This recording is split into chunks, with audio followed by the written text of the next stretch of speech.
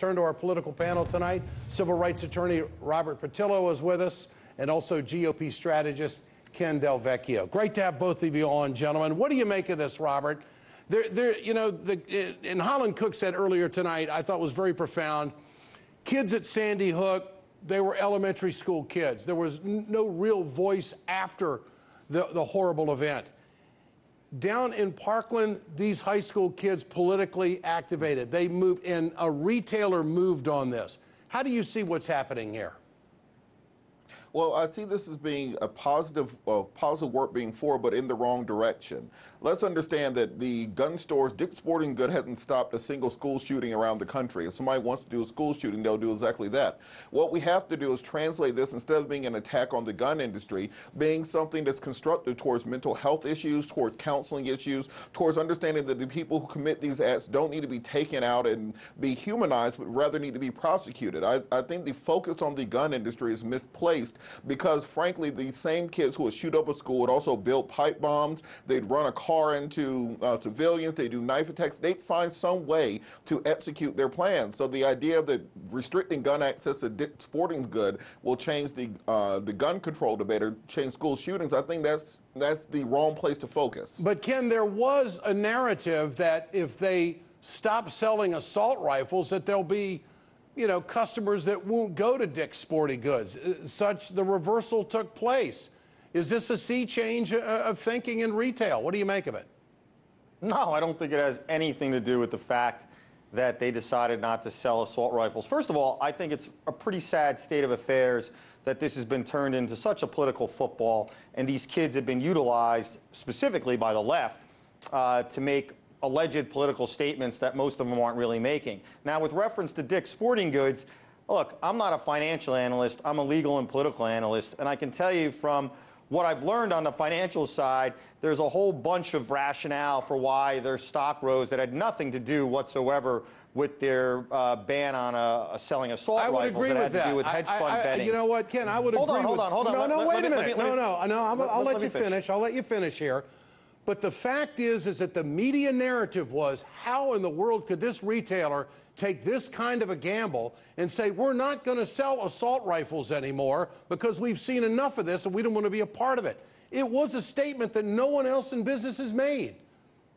Well, cherry-o good for those other businesses that didn't make this decision, because this just sounds like somebody within Dick's Sporting Goods, that's the decision maker, is somebody who's anti-Second Amendment, made this decision. I think it's going to end up falling in their face, and they're going to end up losing profits over it. I don't think that their spike has anything to do with this. First of all, 3/4 of their stores don't even sell guns because they're in states that don't allow the sale of guns, like where I come from New York and New Jersey.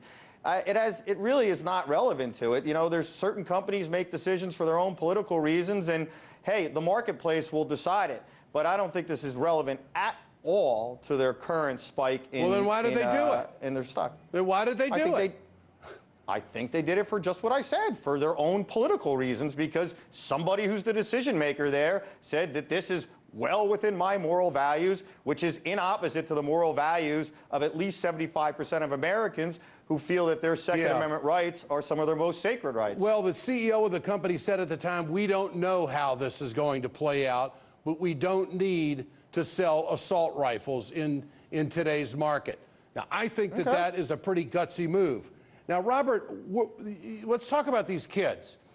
Look, this is how change happens in America. Whether it's women's rights, equal rights, whether it's anything. I mean, people get motivated on an issue and they move forward. This is how it happens in America. And this may be a situation where these kids at Parkland are having such an impact. They certainly had a legislative impact in Florida. So how can we not read it that way? Well, I think it's important to understand Dick's stock going up is probably a more so a markation of the entire stock market being lifted at the same time. But on the issue of them being motivated, I think it's great to have them motivated, great to have them out there politically active. I just want to make sure they're focusing it in a direction. These are ephemeral moments. These are ephemeral points where you can really make change in America. And we need to focus on mental health. We need to focus on addressing people who have these problems. We need to address those people and not make it a point of changing the Second Second Amendment for everybody. Walmart did something similar years ago where they stopped selling AR-15s and other quote-unquote assault-style weapons. And I don't think those are good PR moves. It's a great PR move to make it seem like you did something. It's kind of like when McDonald's says they're going to take the trans fat out of the French fries, but the French fries still give you heart attacks. That's the entire idea, that it makes it sound good for the public, so then you get more people coming in. In Georgia, where I agree with a lot of what this gentleman says. Yeah, Ken, you I got the agree last with word. what a lot. Yeah, I agree with what this gentleman says. However, I think, Ed, that this is all more of a function of a big craze.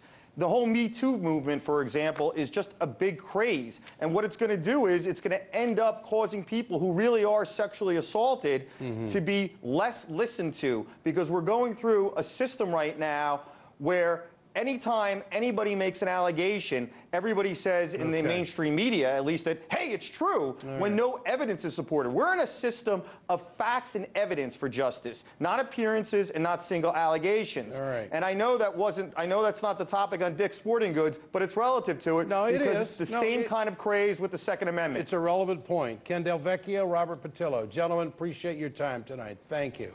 My pleasure.